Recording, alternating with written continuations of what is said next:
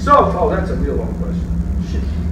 So, what oils, fat should we eat and which should we avoid? Generally, the more processed the food, the less you should eat it.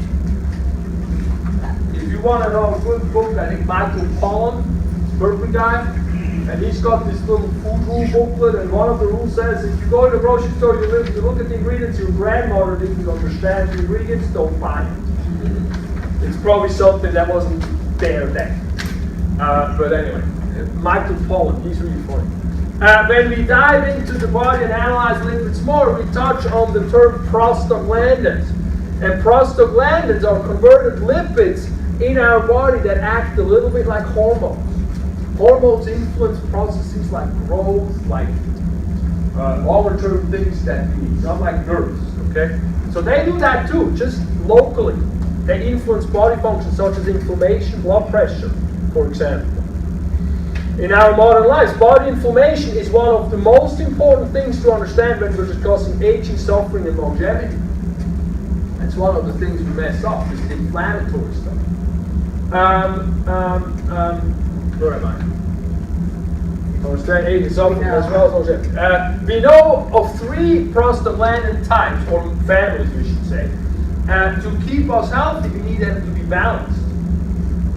The problem is, in our society, or in our modern life, most of the commercial foods spike the inflammatory prostaglandins, and most dangerously are the trans fats, which are engineered by humans. Margarine is the most famous example. Remember margarine? That's the best thing since sliced bread. Don't eat any more butter. Eat margarine. It's oil. But it's manipulated. So why are these foods so dangerous? Anybody have an idea why these foods are so dangerous? They clog the arteries. They what? Clog your arteries. Cardiovascular, so they cause a lot of that stuff. And that's actually the trans fats apparently stay in your system for what, 50 days or something? Before they drain out. And so a lot of like that can cause stuff like heart attacks, like massive events like that. It can be fostered and enhanced by having some of that in the system. Food preservatives like your system. That's a killer, right? I know.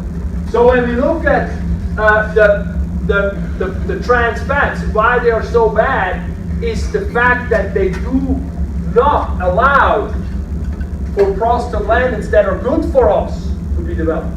They block the development of them. And that's really, really problematic.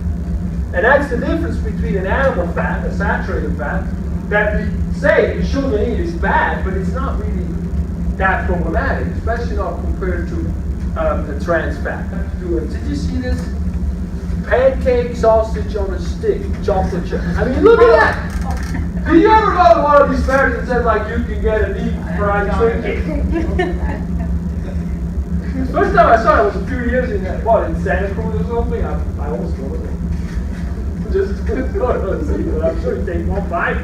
And you see, when you read the labels. You read label, it says trans fat, put it back. Just don't even, because you know what? The more you eat, the more you crave them. The less you eat, the less you crave them. It's just like that with them, unfortunately. I know, I'm sorry. All right, a completely different lipid. We're still in lipids. A completely different one is phospholipids. Lipids, this is interesting. Lipids are hydrophobic, which means they separate out in water. We can use that quality if we can have a molecule that is both oily and watery. That is a perfect molecule for us to use in the body. Because an oil film can create a great boundary because water can't penetrate it. So if you have this body of all this water and you need to make a boundary, you can use oil films and have little boundaries around these sections that you don't want. That's a cell, for example. And so we have this molecule called phospholipids that have both a hydrophilic end, that's water loving. It's a phosphate group, it's called phosphate, and a hydrophobic end, which is the lipid end. It's almost like a E-shaped, triglyceride thing where we have a backbone of 1, 2, 3, except the third one we take away, and we don't have a third chain, but we stick that phosphate on top instead of that. And so that makes that look where we have a head and two tails. If we stack them together, it's an oil film. And so let's look at that. We have it like that, where we have part of it sticks to the outside and the other part sticks to the inside. We have two layers. So we have basically a situation where we can have water here on both sides. Water is cool with these phosphate molecules, but the inside is liquid, it's oily. So that's like an oil film. And so that's very, very useful for us. And let's see if the question tells us about something like that. What fundamental body structure is made up of a phospholipid bilayer? What I just talked about. The cell membrane. Many, many different types of membrane. So when you look at this construction, the cell membrane is great, but also every vesicle that the body needs to transport anything fatty in can be made of this molecule. Because, like for example, you need to have an HDL and an LDL molecule travel through the body. You know, that's the good fats, the bad fats stuff, the cholesterol stuff. It's gonna be one of those vesicles where on the outside we got the ducts. Now, not ducted on the inside, we got the tails, and the inside is oily. So the oil can be in here without having to touch the water. So that wouldn't be a bilayer, that would be a single layer. But we can use that quality very, very heavily. Okay, so I need you to know that. And lastly, in the lipid department, we have to talk about cholesterol. The bad rat molecule is actually a most important building block for many functional molecules. Can you list some of them? Sex hormones. Sex hormones, Vitamin D. Which ones? Vitamin D. Vitamin D. For many molecules, vitamin D, sex hormones, cortisol, aldosterone. They usually, lots of vitamins, we always say when you eat a salad, you need a fat dressing so that you can absorb all the vitamins in like the salad you're eating. Yes, the fat-soluble vitamins we need to eat with fat. We cannot absorb it just with water stuff. That's very true. So then we have lipoproteins. Those are things that we just talked about. The phospholipid that has a polar outside and a non-polar inside is basically a lipoprotein which can carry fat molecules around in the body, the bloodstream. HDL is one of those, which is called high-density lipoprotein, and that carries fat from the body to the liver for processing. That's what's crucial.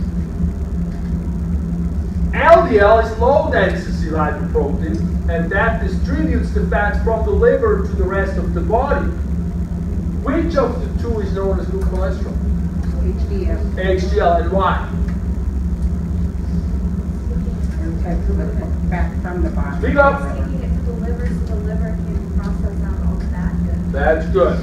From the body to the liver. That's the key. So that's what you have. It's a vacuum cleaner for fat. So that's great. So I need you to know that. That's about all we got there. Now we get to proteins. They're our workhorses.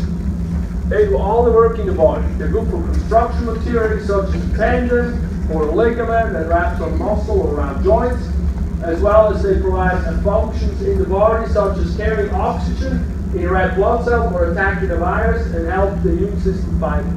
It's all proteins. Fundamentally speaking, proteins are chains of amino acids which are the basic building blocks.